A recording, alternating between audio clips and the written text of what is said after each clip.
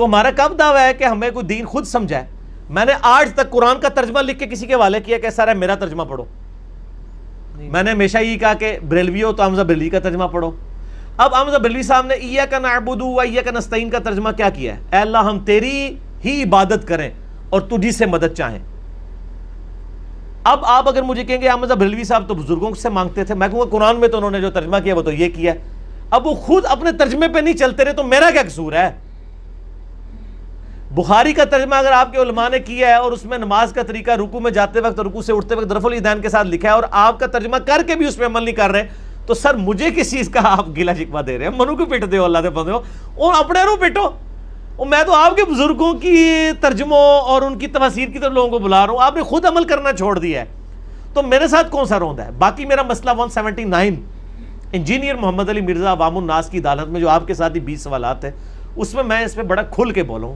آج میرا اتنا ہی کافی ہے. کیا ایک چھوٹا سا عرض کیا ہے، نہ میں وہابی نہ میں وہابی، میں ہوں مسلم علمی کتابی، بس یہ لے لیں. آخر تمام مکاتب فکر کے علماء کیا پاگل ہو چکے ہیں جو کہہ دیتے ہیں کہ انجینئر محمد علی مرزا کو مت سنو، اس سے بچو، یہ گمراہ ہے، اس کی اور آپ کی ہردرمی کی انتہا ہے کہ آپ اس کے باوجود یہ بھی کہتے رہتے ہیں کہ تمام علماء کو سنو. آخر آپ کی اس جنگ میں عام آدمی کرے کیا؟ عام آدمی یہ کرے کہ پہلی تو بات ہے وہ یہ دیکھے کہ ہٹ دھرم کون ہے. ہٹ دھرم وہ ہے جو یہ کہہ رہا ہے کہ میرے علماء کے علاوہ کسی کو نہ سنو، یا وہ ہے جو کہتا ہے بھائی سب کو سنو، خود دیکھو کہ کون صحیح بات کر رہا ہے. آپ بھی ذرا مجھے بتا دیں ایک مہذب معاشرے کے اندر بریلوی کہتا ہے جی میرے علماء کو سنو، دیوبندیوں کو نہ سنو، دیوبندی کہتا ہے میرے کو سنو، بریلوی اہل حدیث شیعہ کو نہ سنو، اہل حدیث کہتا ہے میرے علماء کو سنو، شیعہ کو نہ سنو، بریلوی کو نہ سنو، شیعہ کہتا ہے میرے علماء کو سنو. سر انجینئر صاحب کہتے ہیں سب کو سنو، اس کے بعد خود پڑھو تو آپ کو پتہ چلے گا کون سنی ہے کون ٹنی ہے. جو پڑھ پڑھا کے بکش مسلمان ہے وہ سنی ہے اور جو نان بکش مسلمان ہے وہ ٹنی ہے. تو یہ تو ہماری سچائی پہ ہونے کی دلیل ہے کہ ہم لوگوں کو کہہ رہے ہیں کہ سنو. اس میں ہم پہ ہٹ دھرمی کا کون سا فتویٰ؟ ہٹ دھرم وہ ہے جو کہہ رہے ہیں کہ اس کو نہ سنو. رہا کہ باقی علماء کا یہ کہنا کہ جی انجینئر کو نہ سنو تو کیا علماء پاگل ہیں؟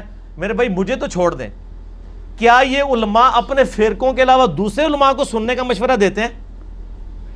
وہ صرف یہ تو نہیں کہہ رہے کہ انجینئر کو نہ سنو. وہ اگر کوئی بریلوی ہے تو وہ یہ کہے گا کہ آپ دیوبندی علماء کو بھی نہ سنیں، اہل حدیث کو بھی نہ سنیں، شیعہ کو بھی نہ سنیں اور انجینئر محمد علی مرزا کو بھی نہ سنیں. میں اکیلا تو نہیں ہوں، میں اسی وجہ سے کہنا 99 قتل تے تسی بھی کیتے ہیں، ٹھیک ہے نا.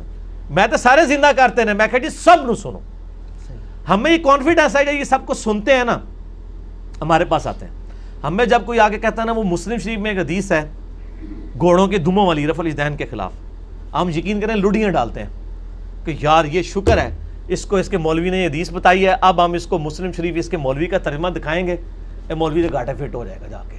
کوئی یار یہ تو سلام پھیرتے وقت تھا، اس پہ باقاعدہ باب ہے، امام نسائی کا باب، امام ابو داؤد کا باب، امام نبوی نے مسلم شریف میں باب باندھا، ابن حبان کا باب. میرا ایک وہ گھوڑوں کی دموں والا ایک کلپ بھی آ چکا ہے، تو وہ خود بخود پھر شروع کرے گا، ٹھیک ہے نا. اس لیے ہم بھیجتے ہیں، انشاءاللہ آندہ بھی بھیجیں گے، ہمیں تو اعتماد ہے. یہ تو ان کو ہوتا ہے کہ جناب وہ کہیں چندہ دوسرا یہ ہے کہ ہمیں چندے کا بھی کوئی خطرہ نہیں نہ ہوتا، ہم نے تو لینا نہیں ہے. میرے پاس لوگ یقین کریں لاکھوں روپے آفرز کرتے ہیں آ کے، ہم کہتے ہیں میرے بھائی اپنے ہی وہاں پہ دیکھیں کسی کو دے دیں، ہمیں نہ اس فتنے میں آپ ڈالیں.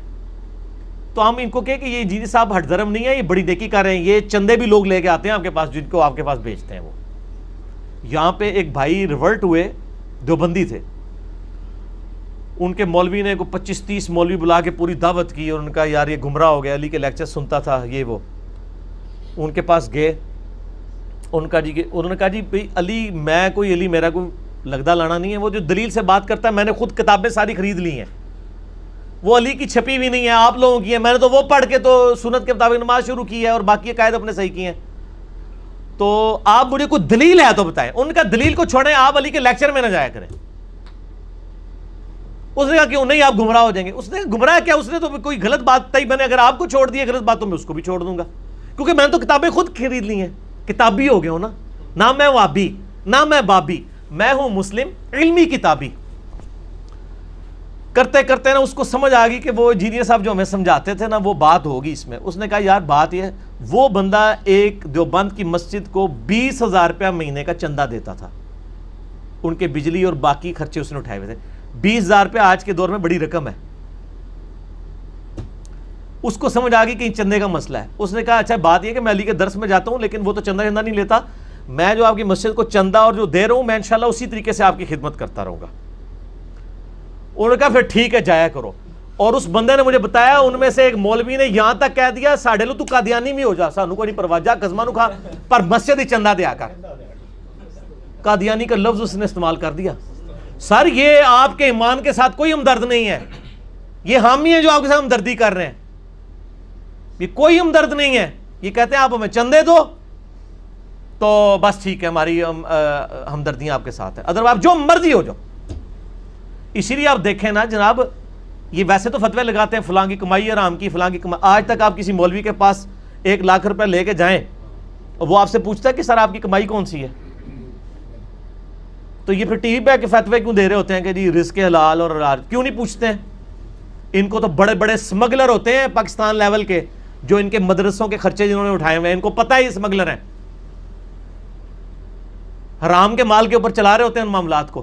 نہیں وہ کہتے ہیں نا جی ہم اس کو لیٹرینوں پہ لگاتے ہیں پیسہ ان کا. ہاں یہ کہتے ہیں وہ جی جی جی جی ان کا پیسہ ٹھیک ہے. میں یہ بہانے جڑے نا پرانے سن, پہلی دفعہ چندہ ملا ہوتا لیٹرینے تے لا لیا, اس تو بعد کے لوٹیاں تے لاندے نے, سونے کے لوٹے رکھے ہوئے وہاں پہ.